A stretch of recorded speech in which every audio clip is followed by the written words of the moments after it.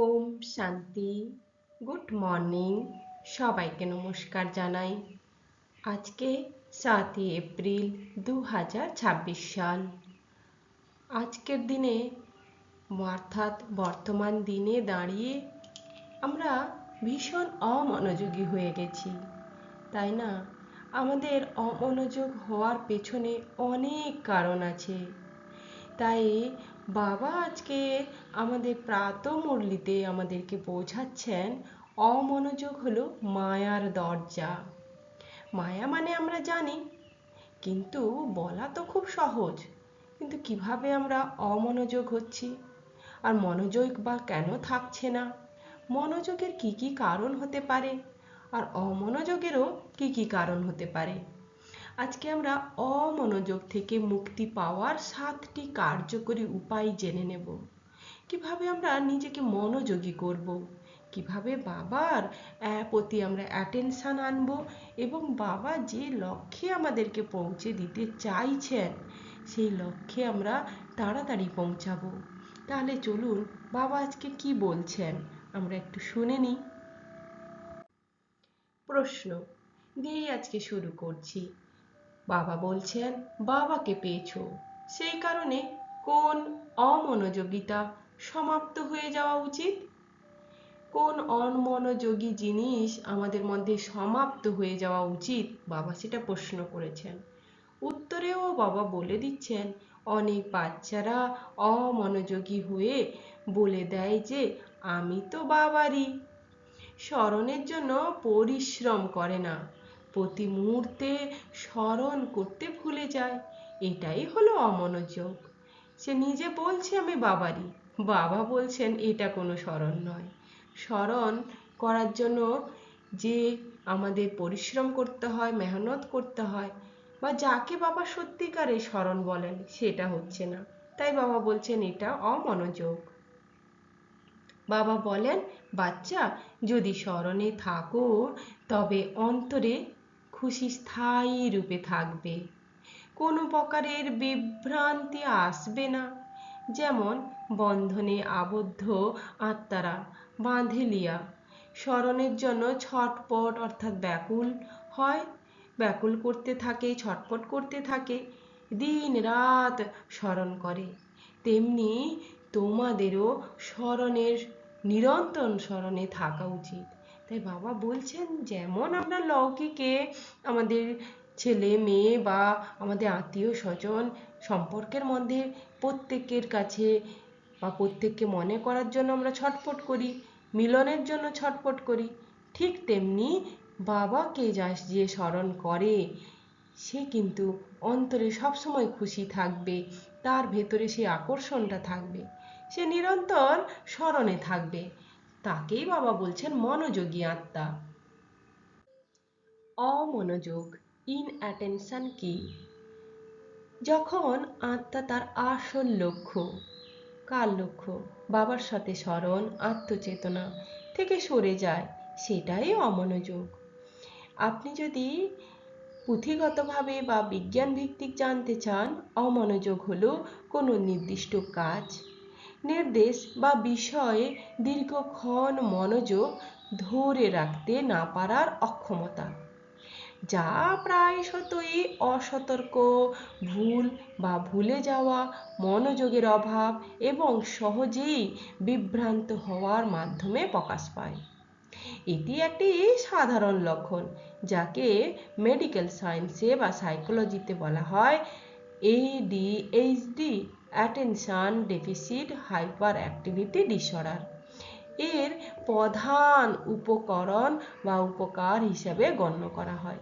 কেন বলা হলো না, আমরা বিজ্ঞানেও দেখেছি অমনোযোগ হলো কোনো নির্দিষ্ট বিষয়ের প্রতি আমাদের দীর্ঘক্ষণ মনোযোগটা ধরে রাখতে না পারা।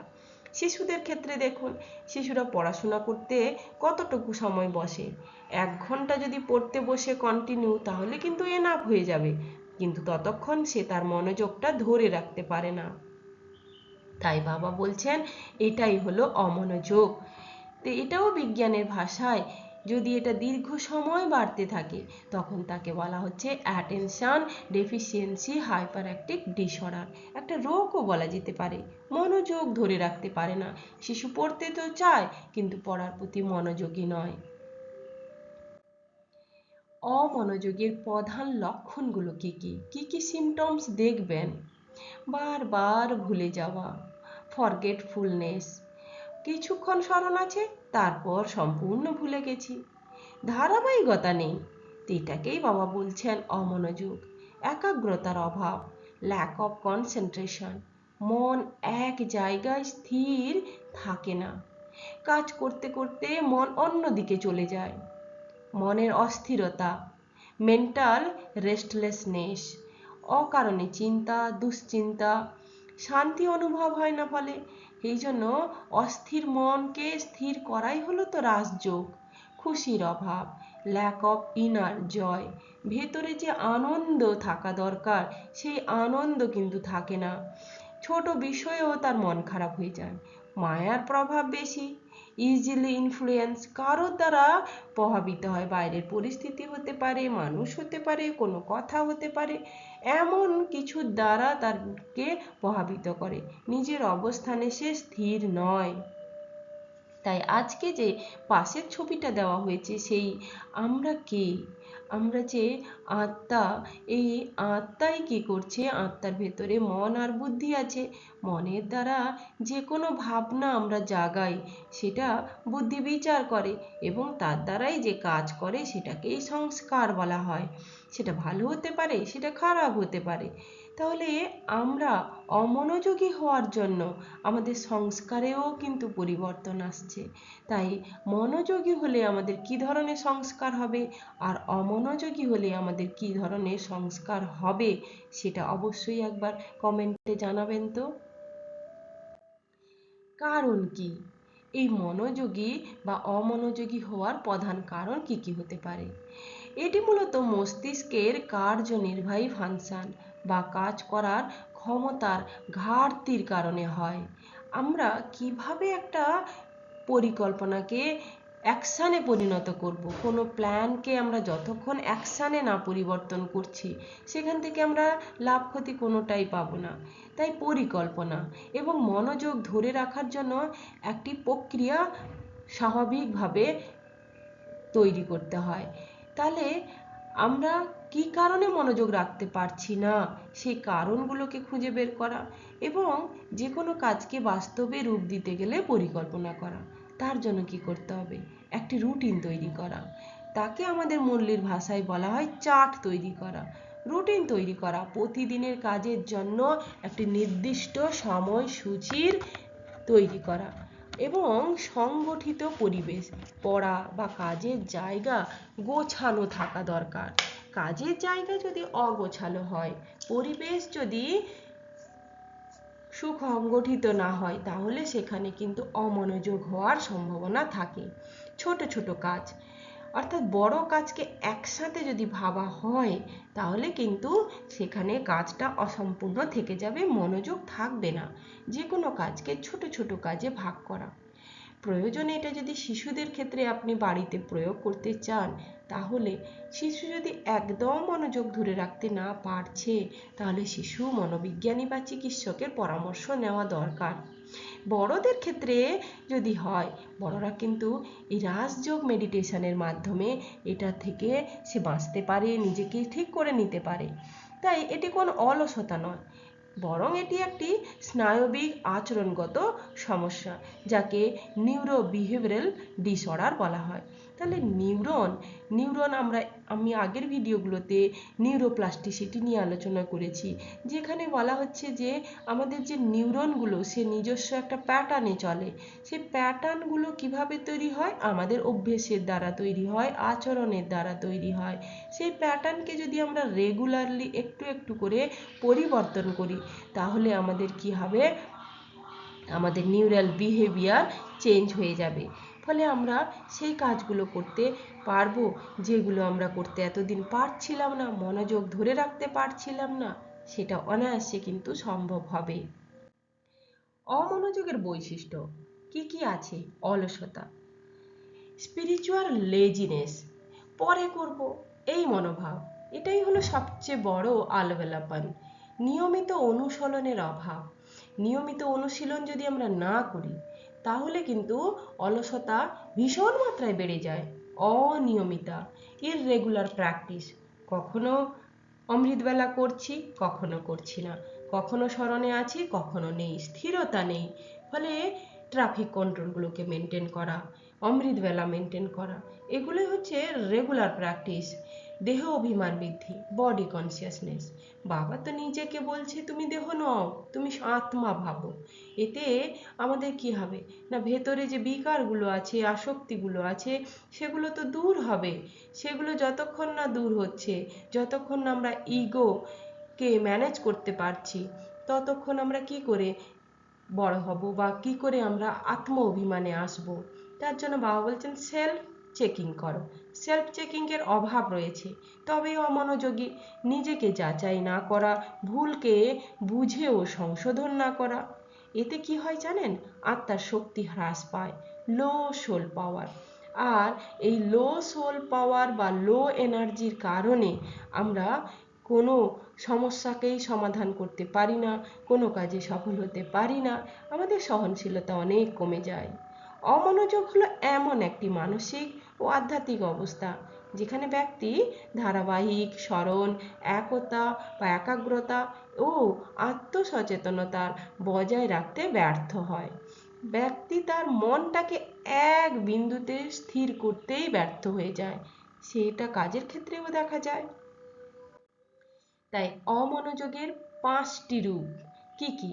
স্মরণ ভাঙন, বারবার ভুলে যাওয়া, অলসতা, পরে করব এই ভাবনা, মায়ার প্রভাব, বাইরে জিনিসের দ্বারা আকর্ষণ, মনসংযোগের অভাব, একাগ্রতা নেই, আত্মচেতনা হারানো, দেহ অভিমান বৃদ্ধি। আর কি কি হতে পারে? অমনোযোগের ফল কি আছে? অমনোযোগের ফল হচ্ছে ছোট ভুল বড় ক্ষতি। আমরা ছোট ছোট ভুল কিন্তু আমাদের বড় ক্ষতির দিকে এগিয়ে নিয়ে যায়। আত্মশক্তি কমে যায়, খুশি হারিয়ে যায়, সিদ্ধান্ত ভুল হয়, মায়া সহজে জয়ী হয়ে যায়। ফলে আধ্যাত্মিক পতন হয়, নৈতিক পতন হয়, আমাদের জীবনের অনেক ভ্যালুর কিন্তু পতন ঘটে। ফলে আমাদেরকে কিভাবে আমাদের স্থায়িত্ব, আমাদের ভ্যালু, আমাদের মোরালিটি, আমাদের এথিক্স বাড়াতে হবে, তার জন্য বাবা বলছেন আমি 7টি কার্যকরী পথ বলে দিচ্ছি, উপায় বলে দিচ্ছি, অমনোযোগ থেকে তুমি মুক্তি পাবে। কি? 1 নম্বরে নিরন্তর স্মরণ, কনস্ট্যান্ট রিমেম্বারনেস। অল্প অল্প সময়ে হলেও বারবার বাবাকে স্মরণ করা। আমি একটু আগে বললাম ট্রাফিক কন্ট্রোলকে মেনটেন করা। ব্রেক, রিমেম্বার আর কানেক্ট, স্মরণকে অভ্যাস বানানো। Traffic control 1 minute, half minute, 30 second হলেও অভ্যেস করা। সেলফ চেক টেকনিক্স, নিজেকে যাচাই করা। দিনে কয়েকবার নিজেকে জিজ্ঞাসা করা আমি এখন কোথায় আছি, কার স্মরণে আছি, আমার মন এখন কি ভাবছে। এটা মনকে বারবার ট্র্যাকে ফিরিয়ে আনা।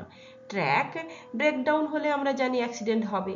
তাই ট্রাফিক কন্ট্রোলকে মেনটেন করা।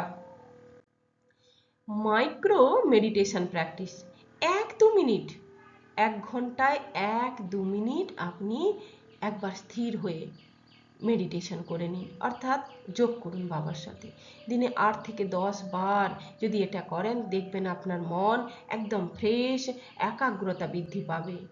এক কাজ এক সময়, সিঙ্গেল ট্র্যাক ফোকাস। আমরা এখন মাল্টিটাস্কিং করে যাচ্ছি, রান্না করি, মোবাইল শুনি, রান্না করি, অন্য কাজ করি, একদম করা যাবে না। যে কোনো একটা কাজে ফোকাস, তাতে কি হয় ওই কাজটা সম্পূর্ণ হয়। তাই আমরা যখন মেডিটেশনে বসি তখন মনে হয় মন অনেক জায়গায় ঘুরে বেড়াচ্ছে। কারণ কি না, দিনে আমরা অনেক মাল্টিটাস্কিং করেছি, সেই কারণে মন বিভিন্ন জায়গায় ঘুরে বেড়ার পেছনে আমাদের এই একসাথে অনেক কাজ করার দায়ী। তাই এক সময়ে একটি কাজ করো, এতেই মনোযোগ গভীর হয়। ডিস্ট্রাকশন কন্ট্রোল, কি কি ডিস্ট্রাকশন আছে? মোবাইল, সোশ্যাল মিডিয়া, অপ্রয়োজনীয় কথা, এগুলোকে লিমিট করা। মোবাইল না হলে তো চলবে না, কিন্তু মোবাইলটাকে কতটুকু সময় ব্যবহার করব। এবং লেস নয়েজ, মোর ফোকাস, যেখানে বেশি কথা, বেশি শব্দ, সেগুলো থেকে নিজেকে সরিয়ে আনা। এতে আমাদের ফোকাসও বাড়তে থাকে, আমাদের কনসেন্ট্রেশনও বাড়তে থাকে। সম্পর্ক অনুভব করা, ইমোশনাল কানেকশন। বাবা তো বলেন, সর্বসম্বন্ধে আমাকে তুমি স্মরণ করো। আমি তোমাদের পিতা, আমি তোমাদের গুরু, আমি তোমাদের শিক্ষক, আমি সবকিছু, সাজেন, সখা, মিত্র, সব।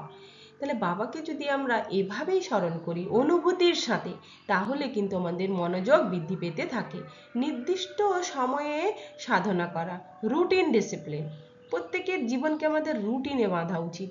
কতটা সময় আমরা মেডিটেশন করব, স্মরণ করব এবং নিয়মিততার সাথে, এতে আমাদের শক্তি বাড়ে।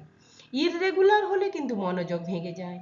কাজ করতে করতে স্মরণ করতে হবে, আমি কাজে আছি এখন করতে পারবো না, এটা নয়।